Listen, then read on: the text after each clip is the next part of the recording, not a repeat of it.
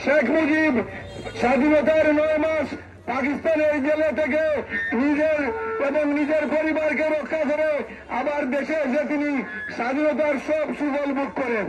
কিন্তু দুর্ভাগ্য, জাতি কখনো এইসব ষড়যন্ত্রকারীদের, এইসব লুটেরাদের সহ্য করতে পারেনি, যার কারণে 1975 সালে তিনি যখন হত্যাকাণ্ডের শিকার হন, এদেশের মানুষ উনার তো জানাজায় যাওয়ার দূরের কথা থুতু ফেলেছে। সম্মানিত উপস্থিতি, আমরা দেখি এদেশের মানুষ আর কখনো আওয়ামী লীগকে চায়নি। 95-এ নতুন যখন যুবকরা ভোটার হয়েছিল, মনে করেছিল এদের খাসলত পরিবর্তন হয়েছে, তাদেরকে ভোট দিয়েছিল এবং তারা ষড়যন্ত্র করে জাতীয়তাবাদী এবং ইসলামী মূল্যবোধের মাঝে সংঘর্ষ লাগিয়ে তারা ক্ষমতায় গিয়েছিল। কিন্তু তাদের খাসলত পরিবর্তন না হওয়ার কারণে দেশ জাতি তাদেরকে প্রত্যাখ্যান করে এবং ৬০ দলীয় জোটকে নির্বাচিত করে। এরপর থেকে ভারত এবং আওয়ামী লীগ দেশ জাতির বিরুদ্ধে আবার ষড়যন্ত্র শুরু করে।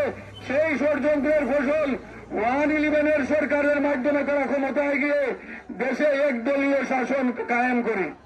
দেশের মানুষের নির্বাচনের অধিকার কেড়ে নেয়, কথা বলার অধিকার কেড়ে নেয়।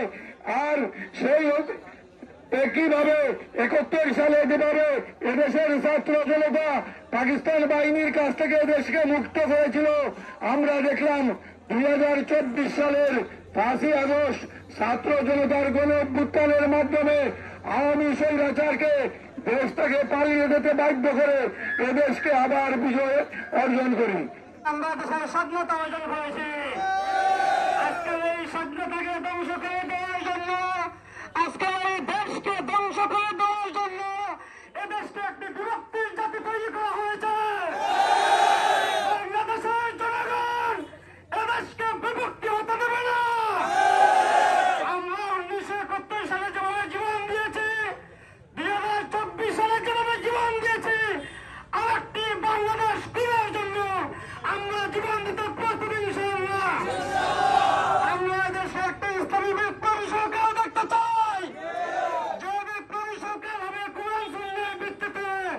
সুতরাং এই দেশকে গড়তে হলে, আগামী দিনে বাংলাদেশকে গড়তে হলে এই যুবকদের মাধ্যমে, এই যুবকদের মাধ্যমে একটি সংগ্রাম গড়ে তুলতে হবে।